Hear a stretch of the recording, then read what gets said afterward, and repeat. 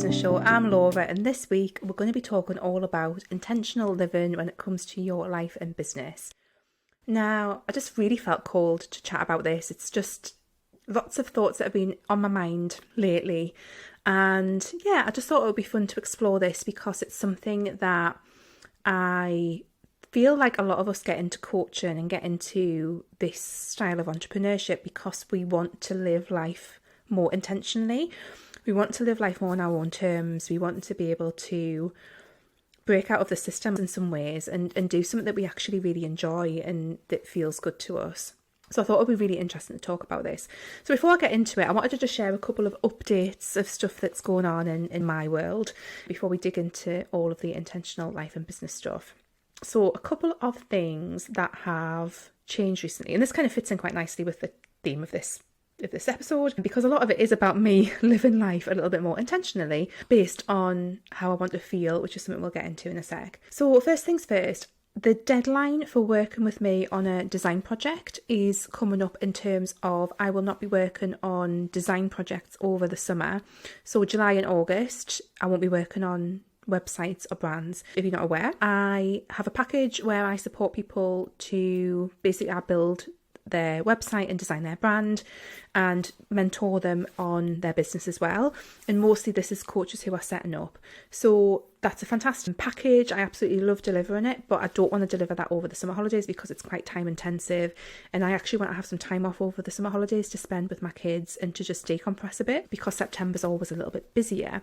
So that's the first heads up. So I will not be taking on anyone probably after the end of May at the latest, and then I'll be retaking on people in September. So that's just a heads up for anyone who might have been thinking about that or considering it, if that's something that they want to move forward with sooner rather than later. The other thing is that I mentioned this on an episode a little while ago about, actually it was my behind the scenes for the first quarter of the year, and I talked about the experience of launching the Wholehearted Business Program and how there was some things that didn't feel great for me around that process.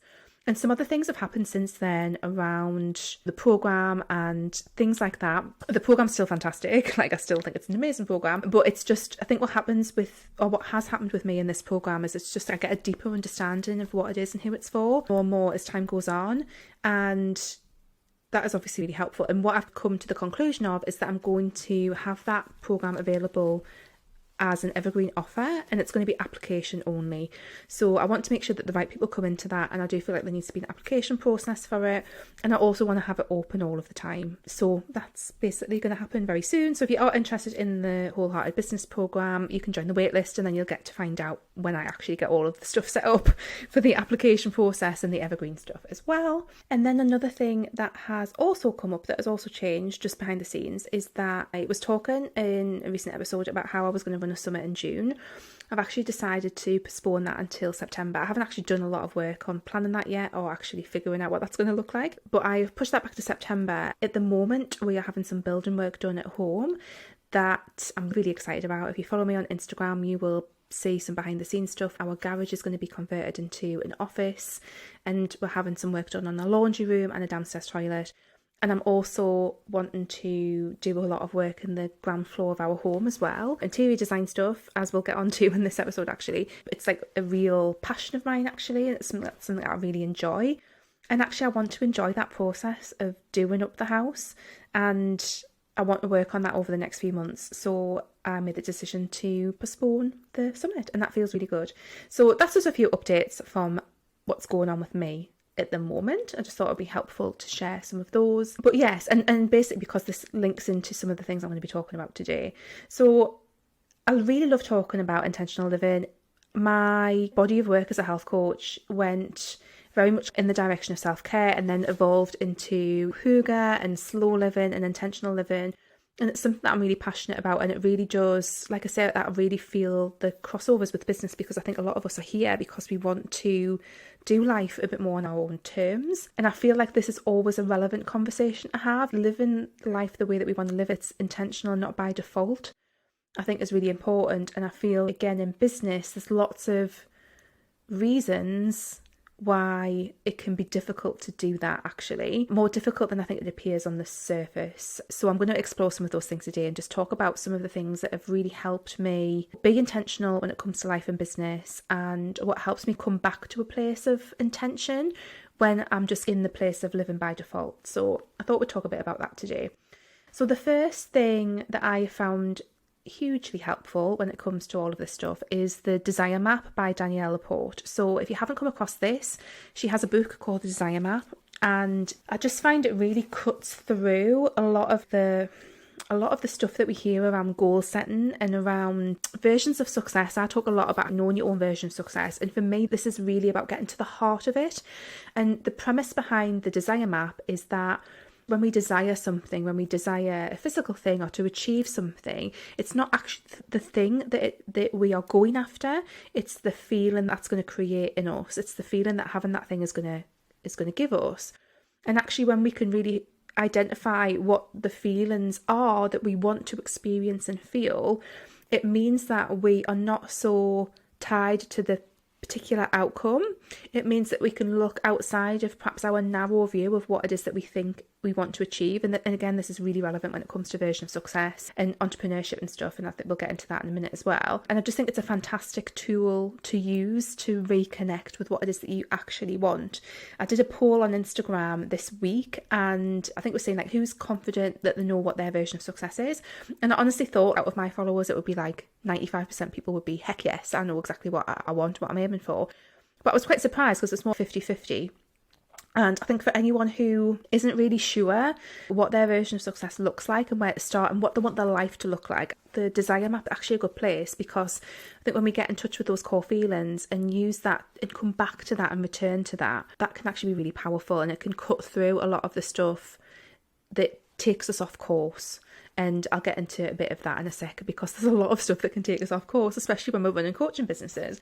So my core desire feelings that I've identified, and I did this work probably back in, I feel like 2016 might have been the year that I first did the Desire Map. And I think she released like a digital program. She has a book, and I think she released a digital program. I've actually been quite interested in doing her facilitator training. That's something that is on my radar for the future, and that might be something that I do look at doing and actually be able to facilitate this process, because I think it's so powerful. But my core desire feelings are to be creative. And I think that comes through in the design stuff that I do in my business and the design stuff that I do with clients. I think it comes through in interior design, and I've just talked about why that's important to me. I just really enjoy the process of it and the satisfaction of creating things that look beautiful to me, how I dress and my style and things like that. And that's that's probably one of my most important core feelings. And then another one is cozy. And I think this, again, the process of the Desire Map that it will take you through will help you figure out what these words are and what they mean. But for me, cozy is about the environment. It's very much hygge type of stuff. In fact, I could have had hygge, but I wanted it all to be C's, and you'll see why. I like a bit of that, a bit of all of the C's. But that's environment, feeling relaxed. It's also about not feeling rushed. Like, I really don't enjoy the feeling of feeling rushed and pressured. I like things to feel chill and relaxed. Even things like lighting, like I like a certain kind of lighting, just that cozy thing. But also there's like that feeling of coziness, which is again not feeling pressured, all that kind of stuff. And then the other ones are all around connection. So I've divided this up into 3. So I've got connected to nature, I've got connected to people that I care about, and connected to myself. So connected to nature, all the things you would expect, just spending time in nature, connecting with things like the Wheel of the Year. Those things are really important to me. Connecting with the people that I care about, so being able to spend quality time with my kids, with my husband, with my friends, that's all really important to me as well. And then connected to myself, so this is things about how I feel in my body, like what I eat, how I move my body, how I feel about my mind, my spirituality and things as well. So, and it's one of those lovely things, like even just reading that back when I was writing the notes for this episode, I just felt it in my body, like that's it, like that is what it is. And just that sense of coming home, this is what I want out of my life. These are the things that are really important to me. And certainly when it comes to the business side of things, like entrepreneurial culture is often really at odds with a lot of this kind of stuff. Wanting to live a slower and more intentional life. Entrepreneurial culture is very much hustle. It's very much more. And for me to be able to reconnect with the fact that my priority is to live, a beautiful, intentional, creative life that I love, it's not, my priority is not to build an empire. It's not to scale my business into infinity. That's not what I want. But what I grapple with quite often, I think, certainly as a business coach, and I think anyone in the coaching space is going to probably feel a sense of this, but is this, should I not be striving for more? Should I not be wanting to hit that 6-figure mark? Should I not then be wanting to hit multiple 6 figures? And you know, the thing at the moment is like everyone's going for 7 figures. And I think that's fine if that really is what feels good to people. And again, this is something I've really grappled with quite a lot is that what I want? And it probably isn't, but I feel like I should want it as a business coach. I feel like it's something that I should want. And I think as well, again, in my industry, the big shiny numbers sell. Like the 6-figure numbers sell. You will see a lot of business coaches using their numbers as a way to sell what it is that they offer, because really when we are starting a business we want to make money, and that's totally legitimate and that's absolutely fine. And I'm really delighted to, you know, that my business makes upwards of 50-60k a year working 20 hours a week. That is fucking amazing. Like seriously, sometimes I have to remind myself, like, yes, it's not 6 figures, yes, it's not 7 figures, but bloody hell, that's amazing. Like for me, that is amazing and I'm really proud of it. But sometimes I feel that pressure, and it's just a really interesting thing. I don't know if anyone else resonates with that at all. I know it's not just the business coaching industry, that it can be the wider coaching industry as well. It is that kind of interesting thing, I think. But those core desired feelings, they help me return to what's actually important.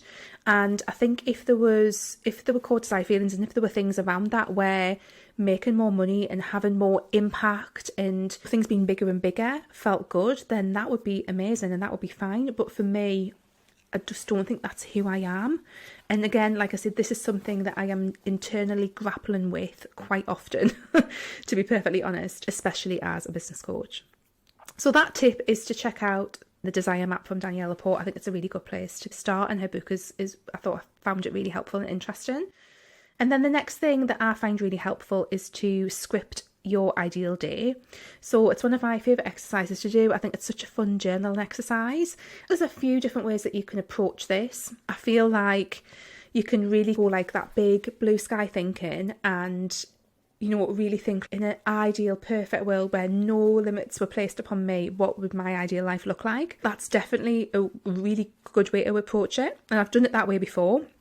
And there's always insights, there's always golden nuggets to come out of approaching that. But what I tend to find slightly more helpful for me is to do this exercise, but rooted in my current reality. So that's not to say that I'm not going to strive for more and want to do things differently, because obviously that's the whole point of doing an ideal day exercise. But I find it quite useful to think about within the framework of what my life looks like, the fact that I am married to my husband, not Pedro Pascal, unfortunately. I'm married to my husband. I have 2 children. I live in Durham.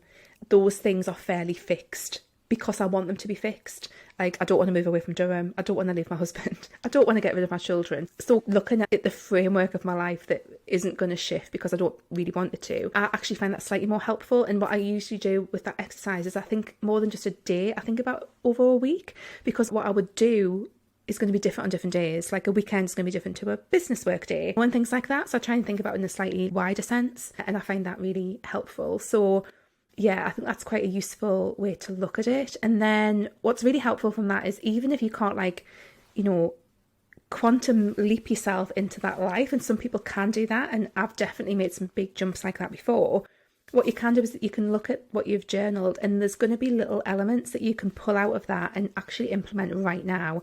So often what comes up for me in my ideal life journaling is that I do yoga on an evening, or that I spend more time in the garden drinking wine on a Saturday night, or that we spend more time outdoors as a family at the beach and things like that. And we do a lot of that stuff now, but just going back to that ideal day stuff, it just reminds me to make sure that still happens. That's the stuff where the intention comes in. And when I'm living by default, I'm not doing yoga on an evening. I'm not sitting outside drinking a glass of wine on a Saturday night. And I'm not making the effort to get us all out of the house at the weekend and go to the beach or go to the park or whatever. So it's a really interesting thing to check in with. And from the point of view of your business and how that interlinks, if you're a coach and if you're doing this full time, yeah, hey, that's fantastic. You will have the ability to set your days up how you see fit. And that can be really powerful to do that ideal day exercise and to decide, actually, I don't want to start work until 10 o'clock. Most days I don't start it until 10 o'clock and I finish at 3.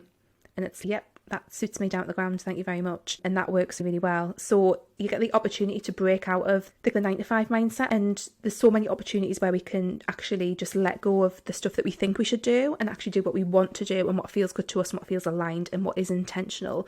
And scripting your ideal day, I think, is such a good exercise to inspire you to start doing things differently, to switch things up, or like I said, just to really put you into that aspirational version of your ideal day. That's still really valid as well, and that can just be magical, thinking about what that could look like and what you might want to change about your life now, or what decisions you might want to make to bring you closer to that in the future as well. So I think that's a really interesting one too. And then finally, I think something that's super helpful that I found is to have check-in points, because again, it's incredibly easy to find yourself just living life and doing business by default. We are bombarded by stuff on social media, whether it's overt messages or stuff that's much more subtle, but we are looking at what other people are doing, and that's going to sway what we think about what we should be doing. So I was saying to someone earlier on today that the decision that I made around changing when the summit was going to happen was actually quite a difficult one, because I feel like there was definitely the pressure from looking at what other people are doing on social media that I'm going to miss out. I'm not keeping up with people. I'm not keeping up with the other business coaches if I don't run this summit in June, which is absolute bollocks. And it doesn't really make any difference to their life or anyone else's life when I decide to do this. It's just me. Without me having that check-in point and actually sitting down and being like, okay, what does this need to actually look like for me, for my life? What do I need to do? I could have just done that stuff by default. So having those check-in points and actually just giving ourselves the space, like there's a lot of noise, whether it's online or offline, actually, there's just a lot of noise, and that noise can take us a little bit off course. So I think anything that you can do to have check-in points where you quiet out the noise and really listen to yourself and reconnect with those core desired feelings and any goals and things that you've got for yourself and your version of success and all of that, and your ideal, do like a little ideal day exercise, I think is really useful. So I've actually found that I need to do this kind of checking in on quite a regular basis, like sometimes every couple of weeks. I feel like I just need to just sit down, just take a minute and take a breath and be like, okay, Laura, it's okay that you're not doing this. It's okay that you're not aiming for having a multiple 6-figure business. It's okay that you are doing things in this way. It's okay that your life looks like this. And actually just reminding myself and almost just like pulling my energy back into my center and reconnecting with those core desire feelings and my version of success. So I do this quite often, but I think there's also like natural check-in points. So I will always check in every month. Like I have like that process, certainly for the business side of things, like the really practical strategic stuff, on a monthly basis. And then I also check in once a quarter. I like the wheel of the year, the solstices and the equinoxes as natural check-in points as well. In the past, I used to do more work around the moon cycles as well, and I've fallen out of that a little bit. It's something I wouldn't mind getting back into, but whatever it is, I think it's just worth remembering that it's really useful to have these check-in points, because it's very easy to be swept a little bit off course these days just because of the noise and everything. And sometimes I've thought, is this just something that I've picked up because other people are doing it, or is this actually what I want? And having that check-in is really important to be able to change course and actually bring things back to where you want them to be. So that's that's me just riffing, I think, on intentional living in business and life. Another thing to note as well, I think, around all this is that sometimes what we want in our lives and businesses is going to shift and change and evolve. It doesn't stay the same. Like your core desired feelings, usually they are not fixed, but usually they stay in like the same kind of universe. It's unlikely that your core desired feelings are going to, once you've gone through the process, it's unlikely that they are going to have a major shift. But otherwise, the things that you might want in your life, they're going to shift and evolve as you do. Like you're a living, breathing human being who is going to change. And I think, again, that having those check-in points is really useful, because what might have been working for you in the past in terms of how you want to show up in your life and business might no longer be working for you now. And there might need to be a course correction, and that's absolutely fine as well.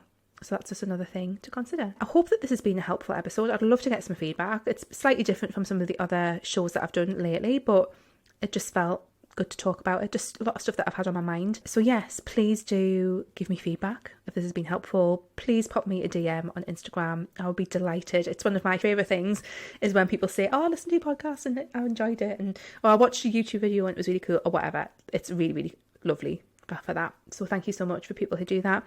If you're listening on Apple Podcasts, please leave me a review. If you watch on YouTube, I'd love to get a comment below, a thumbs up. That would be awesome. Do that. And just to say as well, if you want to take any of this further, a lot of this stuff is the foundation of my Wholehearted course. This is a program that I created at the very end of 2019.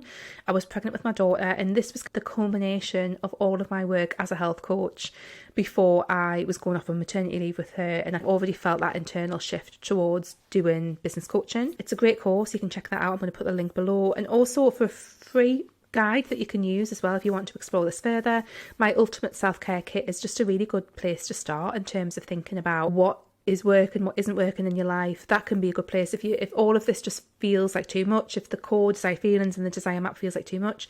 Start with the ultimate self-care kit. That can put you in the right direction and give you a bit of a sense, because all of this stuff is interlinked. Self-care and intentional living and all of this I feel is very interlinked anyway. But yes, I hope that you found that helpful, and I will see you again next time. Take care. Bye.